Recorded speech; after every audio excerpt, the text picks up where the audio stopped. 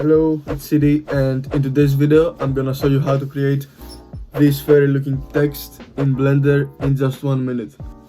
First of all, create your text. If you don't know how to do that already, you can watch one of these videos. Then go to the particle properties and press the plus sign, change it to hairs, switch the number value to 3500, switch hair length to 0.12, change children to interpolated, and change display and render amount to 50.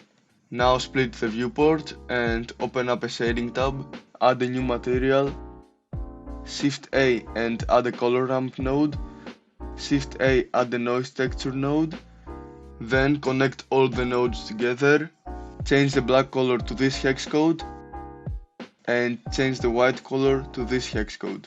Then bring the two pins together and change the roughness to 1. In the end, add the displace modifier, press new, bring the displace modifier to the top and go to the texture properties, change the type to clouds and change the noise basis to Voronoi F4. Now make the size 1.9 and go to the first frame and add a keyframe. Go to the 48th frame, make it 1.6 and add another keyframe.